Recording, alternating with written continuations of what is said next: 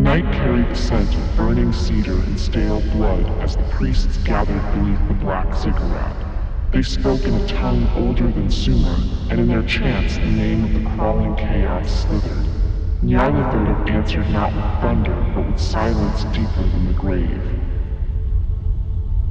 From the shadows, 1,000 forms unfolded, each masked a face of terror and promise. His voice whispered in the marrow of the supplicants, luring them to cast aside flesh for the embrace of the abyss. The Necronomican's sigils burned in the sand, writhing like serpents. The gate of Ganzir trembled, its bronze doors shuddering as if struck by storms beyond the veil. Nyarlathotep, the mediator between gods and men, stretched forth a hand of shifting darkness. He promised forbidden knowledge, yet demanded the ruin of sanity as payment. Through the gate, visions poured, cities drowned in flame, towers rising from oceans of black oil, and the ancient Ijigi bowing before a throne of obsidian. The worshippers wept, but none turned away, for to behold Nyarlathotep was to dissolve the boundary between reverence and horror. The winds from the desert carried the echoes of forgotten gods. Beneath the scorpion moon, the scribes etched incantations upon clay, their hands trembling. Nyarlathotep's laughter threaded through their minds, scattering memory like dry leaves. The tablets cracked as if unwilling to hold his name. In the dream of one acolyte, the black pharaoh appeared, clothed in writhing stars. He spoke of weapons forged before man, of gates that led not to heaven but to the spaces between. The dreamer awoke blind, his eyes replaced by sigils that bled as they glowed. The priests gathered his blood into chalices of bronze, pouring libations upon the earth. The soil itself recoiled, birthing worms that sang in unknown tongues. Each note opened a crack in the veil, and from the fissures Nyarlathotep extended his tendrils of shifting fire. The city nearby grew restless.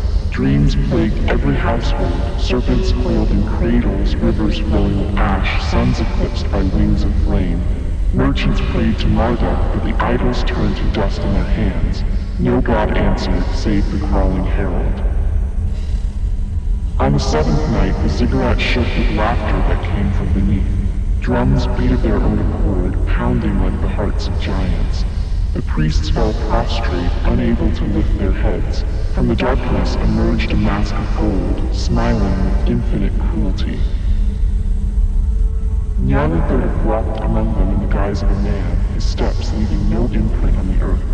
His eyes were endless corridors where shadows whispered promises of empire and eternity. To gaze upon him was to drown, yet none dared turn away from the abyss.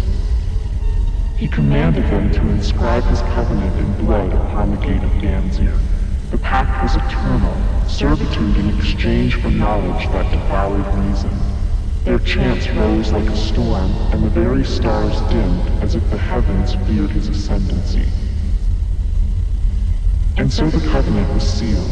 The priests vanished into the void, their voices now part of Nyarlathotep's choir. In the silence that followed, only the ziggurat remained, blacker than night, waiting for the next supplicant. The world above continued unaware, yet forever marked.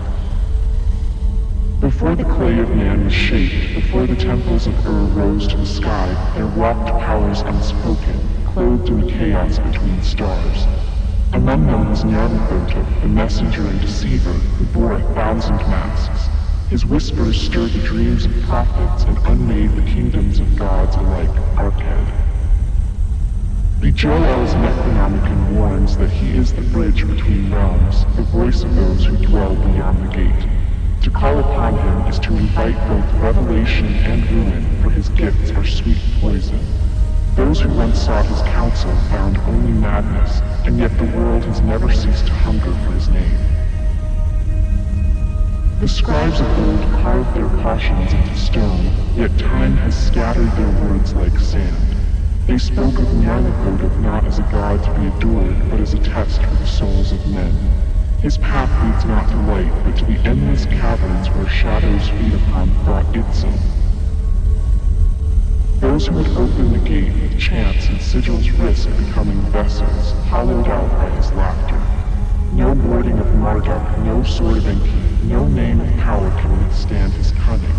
The Necronomicon does not forbid his summoning, it merely dares the reader to survive it. Let these words be the last I dare inscribe, for even the act of remembrance feeds his nearness.